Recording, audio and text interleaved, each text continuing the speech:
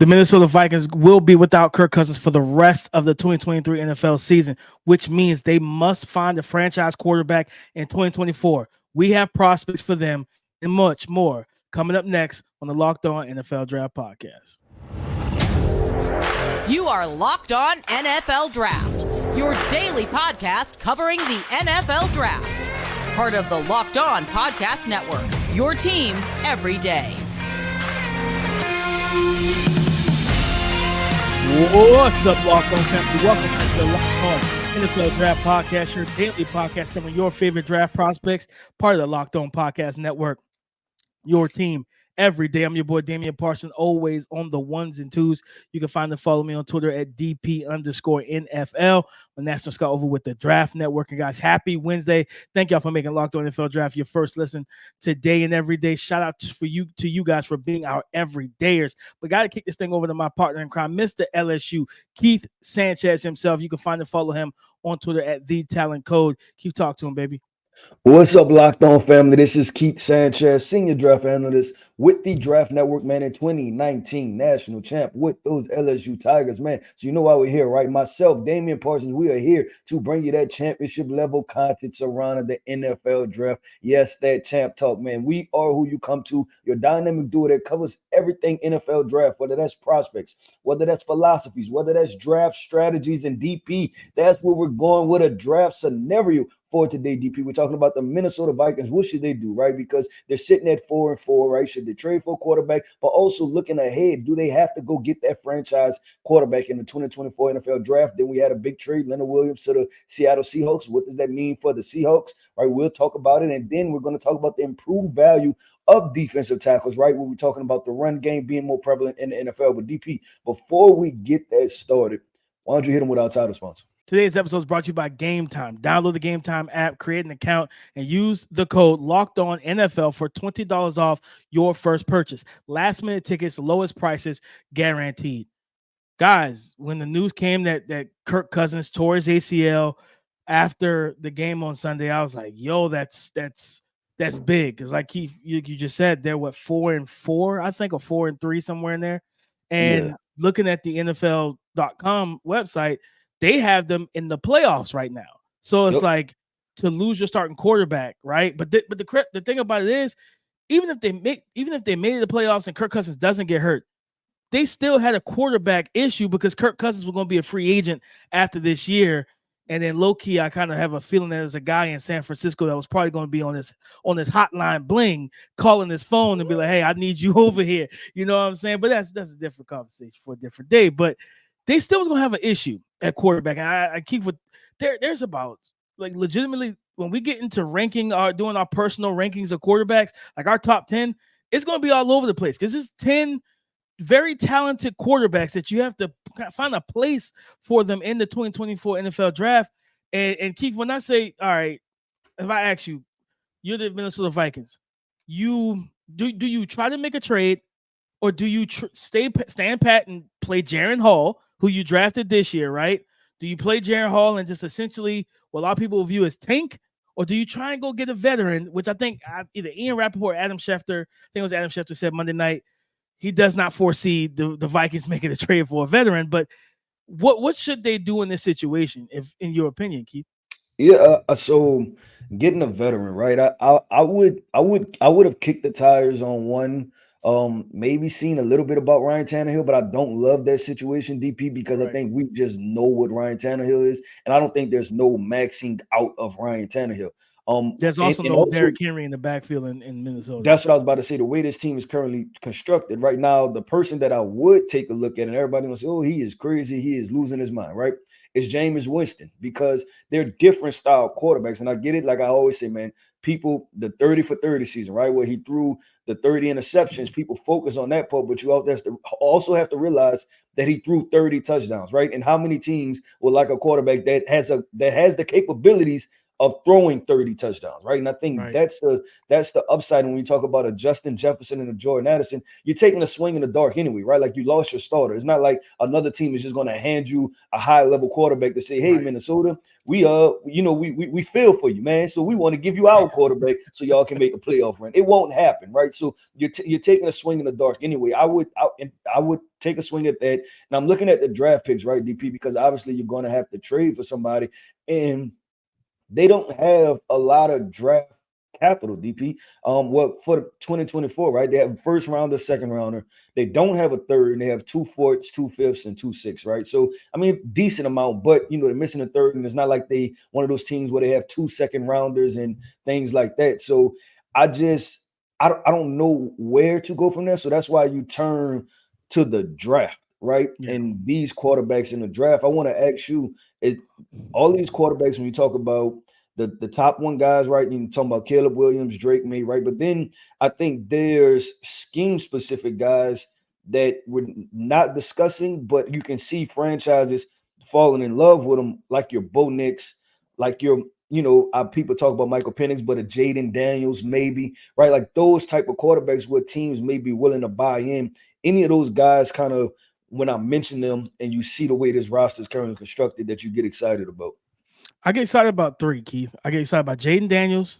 I get excited about the thought of Bo Nix with Kevin O'Connell, and then Cam Ward. I think I've talked about Cam Ward to the Vikings even before Kirk Cousins got hurt. I think with Jayden Daniels, that dual threat ability, right, that Kirk Cousins did not bring to your offense, that gives you a different look. I think all 3 of these guys are mobile, right? And Jayden Daniels, Bo Nix, and Cam Ward, all 3 are mobile quarterbacks that can do different things with their legs, right? Extend plays, get first downs. Jayden Daniels and I think Bo Nix are the 2 have shown the ability to gash you for bigger yardage, where Cam Ward can improvise with his legs, get out of the pocket, and get you some solid yardage. He hasn't shown that open field speed and burst of the prior 2.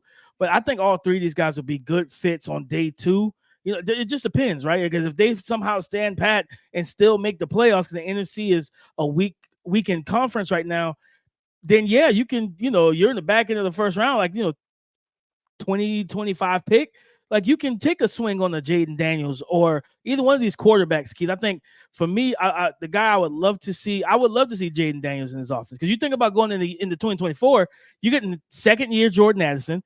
You have TJ Hawkinson at tight end, right? And then you have Justin Jefferson completely healthy. And that LSU connection, man, I feel like even though they didn't play with each other, it could be his arm talent is good. His ball placement down the field is great. Like, he's shown that the slot fades, the different things like that, the isolation routes to really go one-on-one and target the deep portion of the field. Jay Daniels can do that, right? And same thing with Bo Nix. He's got the arm talent, mobility. Cam Ward, too. Cam Ward may be the best pure just pocket passer of those 3 guys.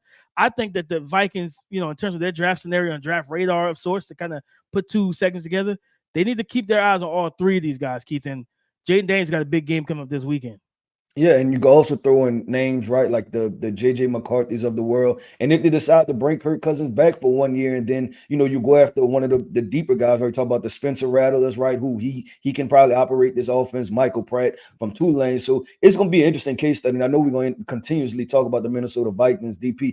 I want to just say with them, right, it's interesting whether you try to jump into the playoff hunt or not, right? I kind of just stay pat and see what happens. Like you said, Justin Jefferson is out. I would say this, Keith, if they wanted to go draft, not draft, but go and grab somebody via trade, I say you package KJ Osborne and those 2 fifths, you call up Dallas Cowboys, you go holler at Trey Lance. You know what I'm saying? Possibility too. Yeah, something that's low risk. If you wanted to go the trade route. Yeah, potentially, and see what happens. So I don't mind that trade either. But DP, let's keep this thing going, man. Talking about the trade route, right? The Seattle Seahawks went the trade route. They went and traded for Leonard Williams, man. We want to get into that. What does that mean for the NFC West? The San Francisco 49ers on a 3-game losing streak, right? The Seattle Seahawks, they appear to be wanting to trend upwards. We talked about preseason that we like this roster, and it's playing out that they have a pretty good roster. So DP, let's get into this Leonard Williams to Seattle trade coming up next. Our partners at eBay Motors have teamed up with Locked On Fantasy Football host Vinny Iyer to bring you some of the best fantasy picks each week, all season long. Whether you're prepping for a daily draft or scouting the waiver wire, guys, every single week we're going to provide you players that are guaranteed to fit onto your roster. So let's see who Vinny has picked out for us on this week's eBay's Guaranteed Fit Fantasy Picks of the Week. Buffalo Bills rookie tight end Dalton Kincaid has stepped into a big role with Dawson Knox getting hurt. He's gotten hot with Josh Allen the past 2 weeks, scoring for the first time in his career in Week 8 against the Tampa Bay Buccaneers. Kincaid gets a smash spot in a shootout against the Bengals on Sunday night. Cincinnati has been better in coverage on the outside versus wide receivers than they have versus tight ends. Kincaid will once again come through for managers looking for a midseason pick-me-up at the position. Guys, Vinny Iyer from Locked On Fantasy Football is going to help you win your fantasy championship, and eBay Motors knows a championship roster is about each player being a perfect fit. Same with your vehicle. Family, with over 122 million parts for your number one ride or die, you can make sure your ride stays running smoothly. Brake kits, LED headlights, roof racks, bumpers, whatever your baby needs, eBay Motors has it. And with eBay Guaranteed Fit, it is guaranteed to fit your ride every time, the first time, all the time, or you get your money back. Plus, when you think about these prices, when you look at these prices, when you understand these prices, you're burning more rubber instead of cash. So keep your number one ride or die alive at ebaymotors.com. Again, keep your number one ride or die alive at ebaymotors.com. Seattle Seahawks traded a second-round pick to the New York Giants for one of their star defensive linemen, Leonard Williams. You know, the running mate to Dexter Lawrence. These two dudes in the middle made it very difficult to run the football in the Big Apple. Right? You got the Giants in the schedule with these two behemoths on the middle of the defensive line. It made it difficult. And coming out of the 2023 NFL draft, one of the positions still of need for the Seattle Seahawks was defensive tackle. Well, Keith, guys, they just shored that up with Leonard Williams, and he's going to bring the ability to play. He's a 3-down player, man. He can stuff the run, and kind of handle 2 gaps, be a 1 gapper, you know what I mean, as a 3 tech. He can play kind of the 1, the 2-eye as well. He can do a lot of different things for this defensive front, right? He's going from kind of a base 3-4 to, I believe, if I remember correctly, does Seattle play a 3-4? They play a 4-3. They play a 4-3. I think they're kind of multiple. Yeah, they play that 4-3, and sometimes they kind of had that jack walked up, like he is kind of like a stand-up edge rusher. That's the Boye Mafe type of situation. He's and you mentioned Boye. I was about to go there. Boye Mafe, right? He's gonna make this young man's life a lot easier because when you have to commit 2 guys to an interior defensive tackle, Boye Mafe starting to come on right now. He's starting to really kind of hit a stride a little bit, and this was a guy we really liked coming out of college, out of Minnesota. His burst, his explosiveness off the edge, you give him more opportunities and one-on-ones, and then you got Derek Hall that you would bring off the bench, right? As your speed to power, explosive rusher as well. Like Leonard Williams can have a big impact on the run game. And then you think about you mentioned San Fran, right? San Fran wants to run CMC, right? I'm telling you, they want to run Christian McCaffrey. That's the base, him and when Deebo Samuel's healthy. Well, if you have a Leonard Williams on this defensive line that can help stop that stretch run game, right? Talking about shooting gaps, using his hands, dislodging the offensive lineman, and creating havoc in the backfield, then you put Brock Purdy in 3rd and 10s, 3rd and 8s, 3rd and 12s. Yep. DP, I just wanted to talk about this defense, right, and with the Seattle Seahawks. I think it's always interesting, right, to see what teams are buyers and sellers come the trade deadline, right? Because that kind of signals to you where the head coach, the general manager, and ownership feels about the projection of this team for the back half of the season, right? And it's obvious that I think Pete Carroll, the Seattle Seahawks, they're going for it, right? Like you don't make a trade with for a Leonard Williams, right? Without the thought process of, man, we're going to try to win, a lot of games. Yeah, what you say? They smell blood in the water. Yeah, they smell blood in the water, and I think that's why they made that trade. And I'm just looking at this depth chart. DP, if I tell you, you have a defense with Jerron Reed, right? You have Leonard Williams, Boye Mafe. Then you go Bobby Wagner. You go Devin Witherspoon, Jamal Adams, Quandre Diggs, and Tariq Woolen, right? That's one of the better defenses in the NFL, and they've done a great job constructing this roster. So yes, we talked, like I said, we talked about it preseason, right? That we think the Seattle Seahawks can be extremely competitive, and as of now, they've been extremely competitive. DP, this is going to be a team that's a tough out, and when you add a guy in the trenches like a Leonard Williams, a guy that brings a presence to himself on the field, in the locker room, right? Like he and you can tell that he wants to win, and there's a standard of play for him, right? You know that they brought him in and he's going to be impactful to this team. So I'm extremely excited. And you're talking about having, Leonard Williams with his energy, and that's bouncing off of Jamal Adams with his energy, right? Tariq Woolen's playmaking ability in the corner. Then Devin Witherspoon, your rookie, contributing how he's contributing. So I think, man, this defense is rounding out to, how we say with San Francisco 49ers that their defense was dominant in the sense of the fact of it can win games for them. Mm-hmm. I think Seattle's defense is on its way there. If they get this thing meshed and gelled all the way, you're talking about this thing is going to, the NFC West is going to look a la 2012, 2011, right? When we talk about Michael Crabtree versus Richard Sherman, you're talking about like that version of the Seattle Seahawks versus San Francisco 49ers when they were fighting for not only just the NFC West, that was the NFC Championship, right? Like those games mattered when it came to the NFC Championship. DP, I want to talk about the New York Giants because I talked about buyers and sellers, right? So what does that mean for the New York Giants giving away that piece, right? And then the quarterback situation, what is their status, right? Because they're the other part. It takes, like they said, it takes two to tangle, right? You got to have somebody that's willing to give up somebody. So they're willing to give up Leonard Williams. So what are they signaling? What they're saying is that they know their season is over, right? They had to free up some cash, right? Especially after you pay a quarterback that a lot of people feel like you shouldn't have paid the money you paid them, right? So like they had to free up some money and understanding that, you know what? And I appreciate I want to shout out to them for doing right by Leonard Williams. You could have sent him anywhere. You sent him to a very competitive team who's in the playoffs right now, right? That shows that y'all split and parted ways on good terms, right? We've seen teams try to send somebody to Rikers Island, to the prison. Like, yeah, you're going to the worst team in the league, buddy. You know what I mean? Have fun. Like, granted, you're one of the worst teams in the league, so it doesn't get much worse than you right now, New York. Like, they got to figure out some things. Brian Daboll and that staff, Keith, the way it's trending, like, they are looking at the draft order real quick. Let me see, where are they? Where are they located right now? They're at 4. All I know is they're that 4. Tyrod Taylor for the New York Giants, right? He seems to be playing better football at the moment. Then Daniel Jones has played all season.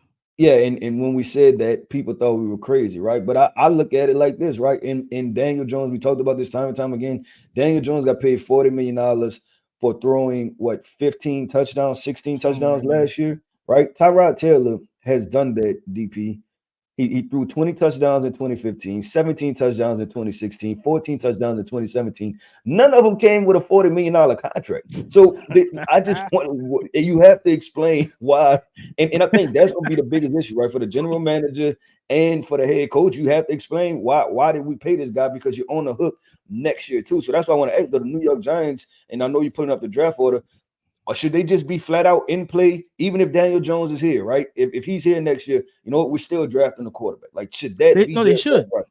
They should. Remember when Russell Wilson was selected by the Seahawks? They had just paid Matt Flynn a crazy contract.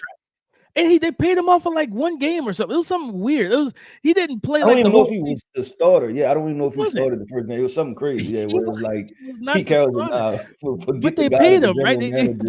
They gave him a bag. Then they drafted Russell Wilson 3rd, 4th round, and then Russell Wilson beats him out in training camp. Keith, that's the same scenario for me for the New York Giants. And you're slated at the 4th pick in the draft right now. I think there's a chance that pick gets worse, right? I think Kyler Murray, the Cardinals are at number 1. Kyler Murray is everything that I've heard out of Arizona. Week 10 versus the Falcons was kind of that sweet spot for him to come back and start the season. He's not starting next week or this coming Sunday versus the Browns. I wouldn't start my quarterback coming off of ACL with Myles Garrett rushing.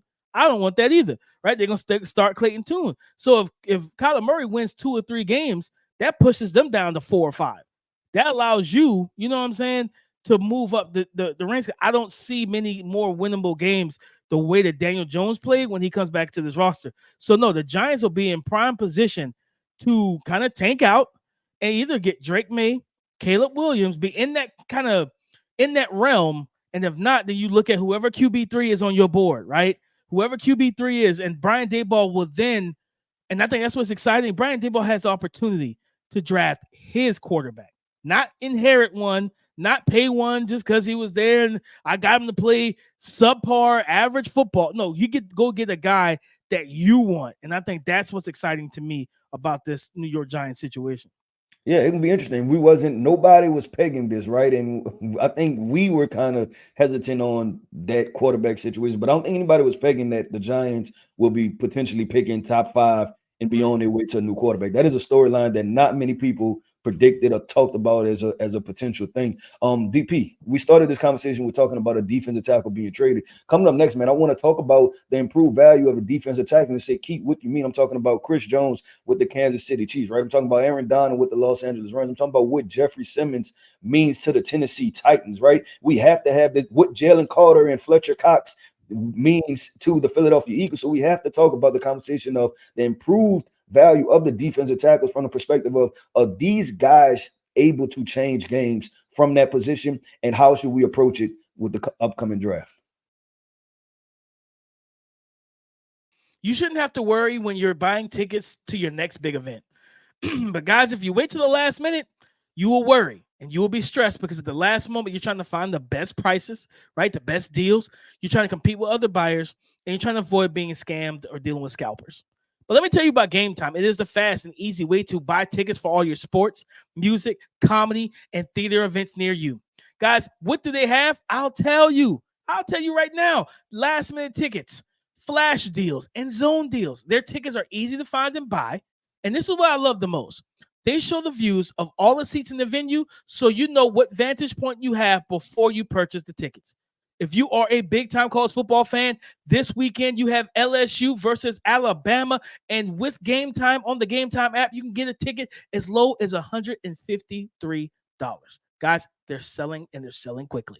So download the Game Time app, create an account, and use the code LOCKEDONNFL for $20 off your first purchase.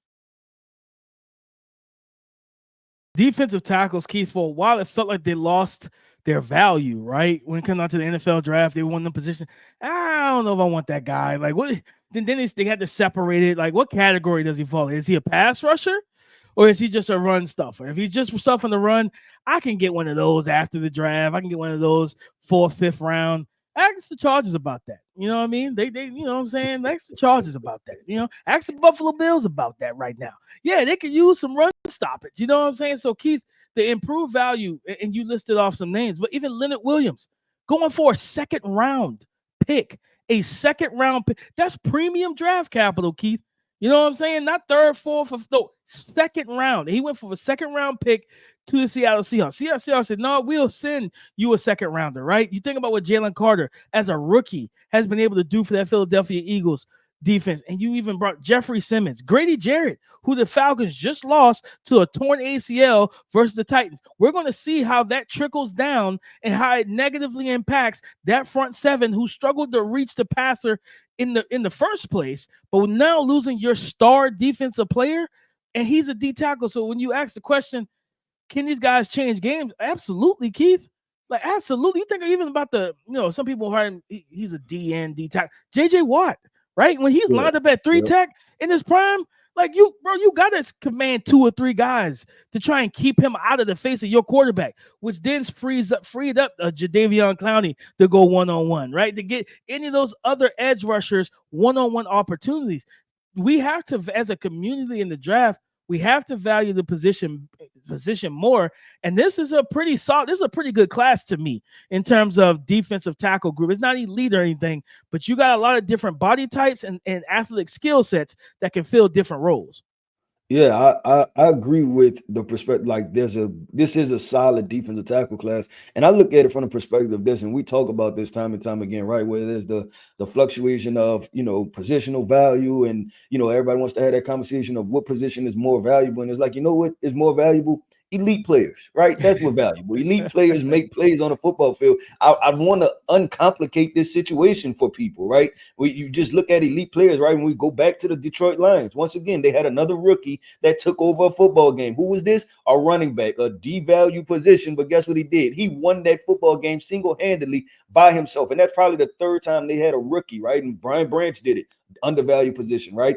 Jack Campbell made plays, right? Undervalued position. So I want the defensive tackle position, DP, I think it's starting to trend out of that, right? But it's still not as valued as it should be. Like you said, you can find a defensive tackle later on in the draft. But when we have these impactful guys, like we said it, right? It was like, okay, Jalen Carter is, and I think that's kind of the conversation, right? Like potential character issues, right? But I think that if he played another position, right, if it was wide receiver or something like that, he may have still went even higher than what he did. But because it was defensive tackle, it was like that was just defensive tackle. We can find another defensive tackle, right? And and that's when the guys are special DP and they prove that they can be impactful players. You can't just find those guys that are rarity, and that's the guys you want on your football team. Guys the that Chicago Bears, they passed on Carter and went back to back, defensive tackles on day 2 of the 2023 NFL draft, thinking that they could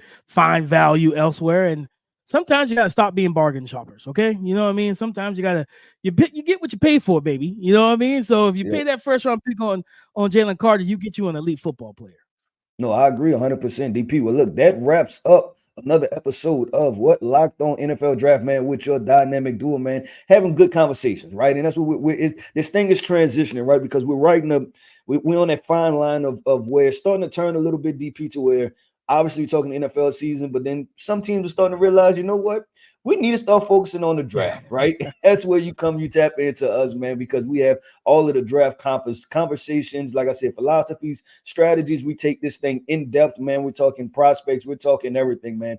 That's why you come to your dynamic duo. I am Keith Sanchez, man. You can find me on Twitter at @TheTalentCode. That is DP Damian Parsons, man. You can find him on Twitter at DP_NFL. Like we always like to say, man, y'all come talk to us because we like to talk back. These conversational pieces, we're going to have these more and more as we get closer to the draft because that's what's going to drive this thing, right? We're going to see what these teams are going to do. We're going to let you know what they should do, man. So y'all make sure that y'all tap in with us every single day.